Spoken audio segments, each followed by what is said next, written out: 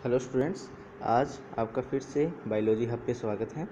आज हम पेशियाँ और मसल्स के बारे में बात करेंगे। हम पेशियों के कुछ इंपॉर्टेंट पॉइंट्स के बारे में बात करेंगे, फिर हम पेशी की स्ट्रक्चर के बारे में बात करेंगे। तो सबसे पहले पेशी के लिए बात करें तो पेशी एक विशेष प्रकार का ऊतक है जिसकी उत्पत्ति अध्ययन स्तर यानी मेसोडर्म से होती है। एक वयस्क मनुष्य के शरीर के भार का लगभग 40 से 50% जो हिस्सा होता है वो पेशियों का बना होता है। इनके कई विशेष गुण हैं: उत्तेजनशीलता, संकुचनशीलता, प्रसार्य तथा प्रत्यास्थता। ये इसके गुण हमें हमारे कार्य करने के अंदर सहायक है।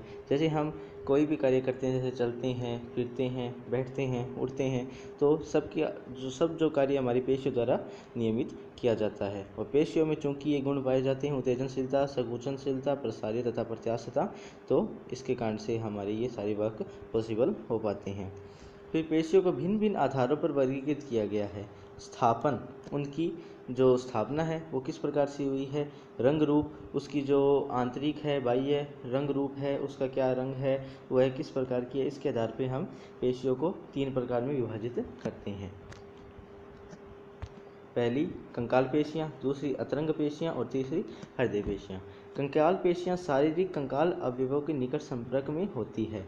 जो हमारे शरीर के अंदर कंकाल तंत्र होता है, जो भी हमारे शरीर में हड्डियाँ होती है, उनके संपर्क में जो भी पेशियाँ होती है उन्हें हम कंकाल पेशियाँ कहते हैं। और जब हम इन्हें माइक्रोस्कोप यानी सूक्ष्मदर्शी से देखते हैं तो इनमें कुछ हमें धारियाँ दिखाई देती है। इस कारण से हम इन्हें रेखित पेशियाँ कहते हैं।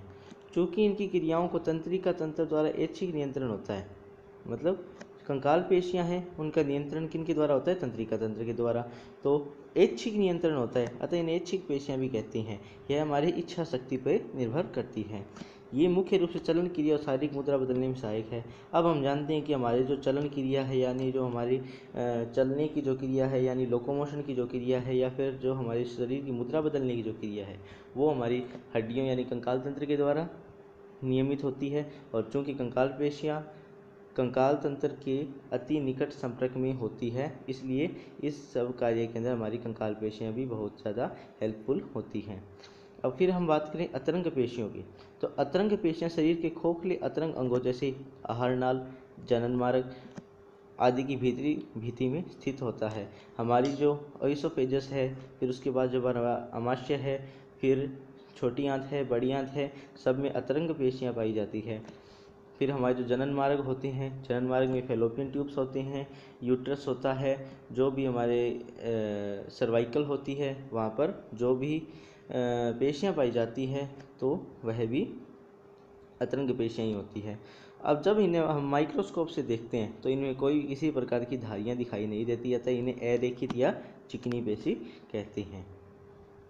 इनकी क्रिया भी तंत्रिका तंत्र के ऐच्छिक नियंत्रण में नहीं होती है, इसलिए अनैच्छिक पेशियाँ होती है। मतलब यह इन पेशियों की क्रियाविधि हमारी इच्छा शक्ति पर निर्भर नहीं करती है। जिस प्रकार से हम खाना खाते हैं तभी हमारी जो शरीर के आहार नाल है, उसके अंग है, वह गति करते हैं। वह गति सिर्फ पेशियों के कारण करते हैं, अतः वो हमारी इच्छा शक्ति पर निर्भर नहीं करते हैं, इसलिए हम इन्हें अनैच्छिक पेशियाँ भी कहते हैं। ये हमारी पेशियों के बारे में थोड़ी बात होगी। हृदय पेशियों के बारे में बात करें तो हृदय पेशियाँ हैं वो हमारे शरीर के अंदर हृदय के अंदर पाई जाती हैं, जो अनैच्छिक प्रकार की होती हैं।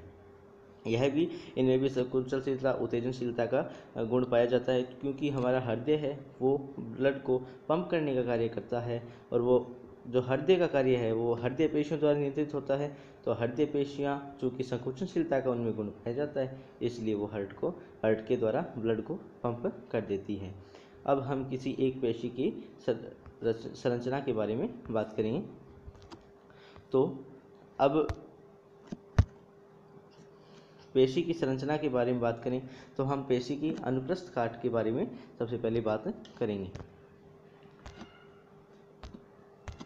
तो पेशी है,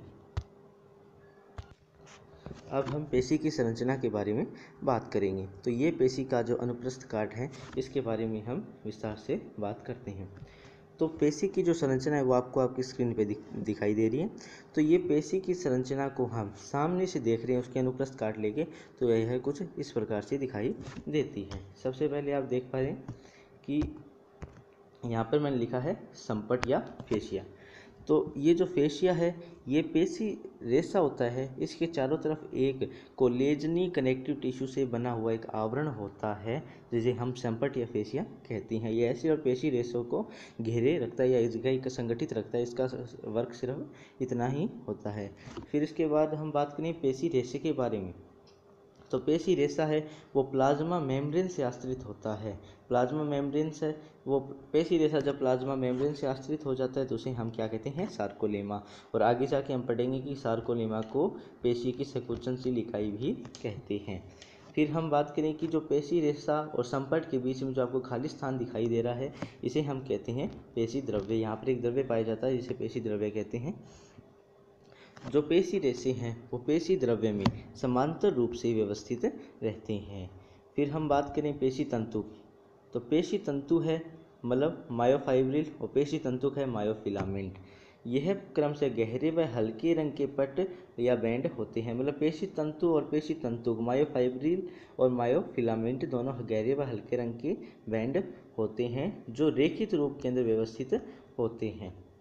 इनका रेखित रूप किन के कारण होता है? इनका रेखित रूप दो प्रोटीन्स एक्टिन प्रोटीन और मायोसिन प्रोटीन की उपस्थिति के कारण होता है। सबसे पहले हम बात करें हल्के बैंड। यहाँ पे हल्के बैंड के अंदर जो एक्टिन प्रोटीन पाई जाती है जिसे हम समदेशिक बैंड भी कहते हैं, और गहरे बैंड के अंदर मायोसिन प्रोटीन पाई जाती है जिन्हें हम गहरे बैंड या विषमदेशिक बैंड भी कहते हैं। जो हल्के बैंड या गहरे बैंड है यानी जो एक्टिन बैंड होते हैं वो मायोसिन बैंड की तुलना में पतले होते हैं। तो आज हमने पेशी के बारे में